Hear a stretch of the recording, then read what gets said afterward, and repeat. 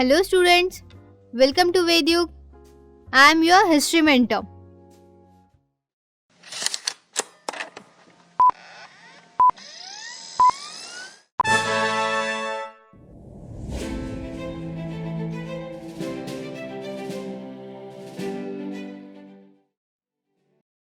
And in this video, we are going to learn remaining part of our history's first chapter, the rise of nationalism in Europe.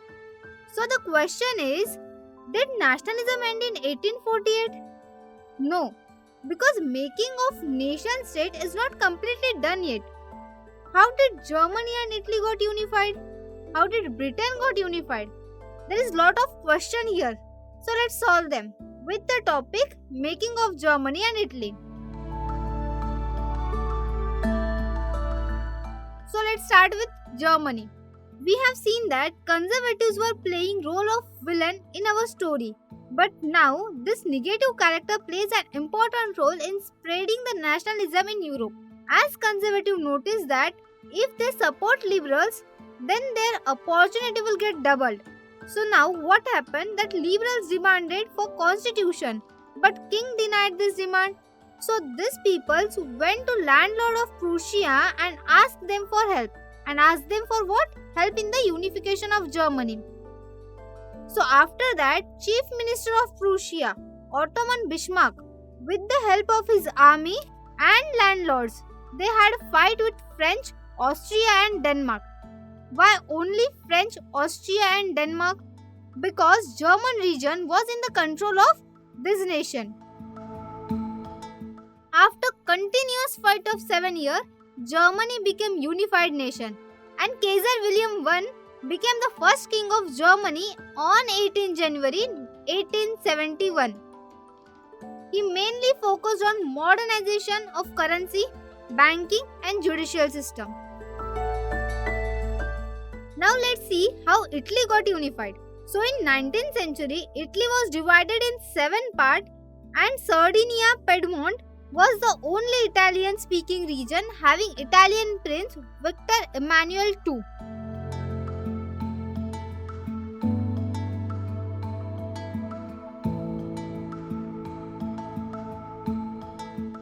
Chief Minister of Italy, Count Cavour, formed an alliance with France and defeated Austria and Habsburg in 1859, and he withdrew the northern part of Italy from them.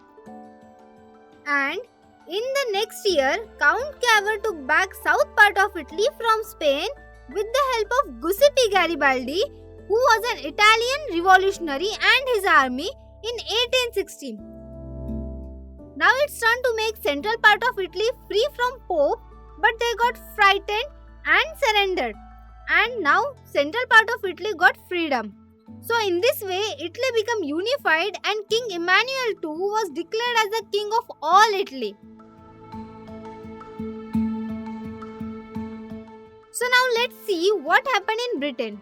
Now can you think why the topic is strange case of Britain and not something else? So let's understand it. Now the unification of Britain was a very lengthy movement. Primary identity of people living in British Island were English, Welsh, Scot or Irish. Now English nation grew in wealth, importance and power. So they extended their influence on other nation of Ireland, and in 1866 English Parliament grabbed the power from monarchy. Now the Act of Union between England and Scotland in 1701 formed United Kingdom of Britain. Now two types of groups were there in Ireland, Catholics and Protestant.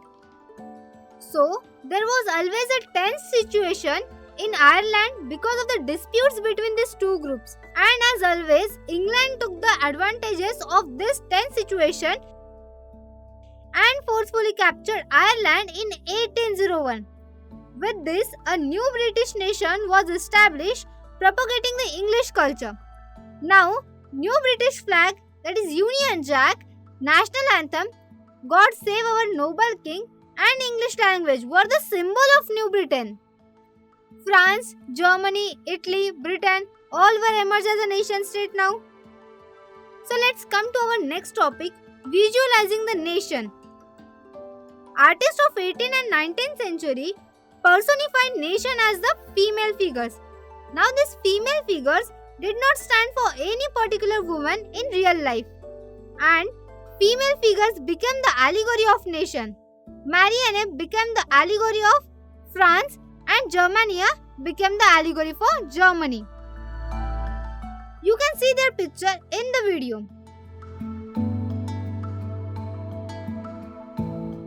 Now let's come on our last topic of this video as well as last topic of our lesson.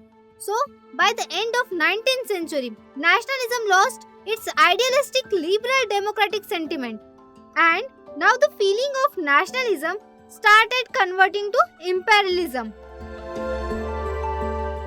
Imperialism is a policy of extending countries' power and dominion. Let's see how nationalism converted in imperialism with the example of Balkan region. That time, Balkan region of Europe was under the Ottoman Empire, and the Balkan was a region with a great extent of geography and ethnic variation. Residents of Romania, Bulgaria, Albania, Greece and Serbia were known as the Slavs.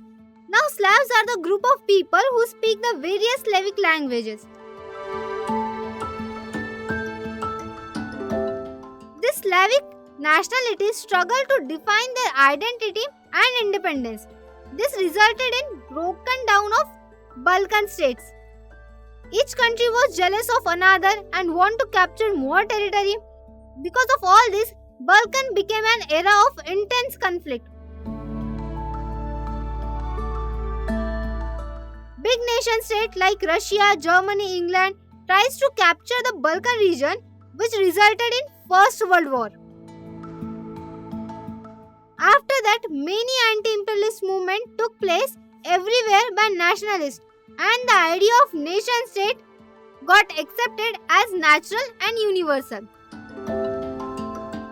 So, in this way, we have seen that how idea of nationalism and nation-state spread in all over the Europe during 19th century and what revolution had took place in Europe. So now, there are some questions which I have mentioned here and you have to solve them with the help of your textbook. Till then, keep watching and keep learning. Stay tuned for next videos and updates.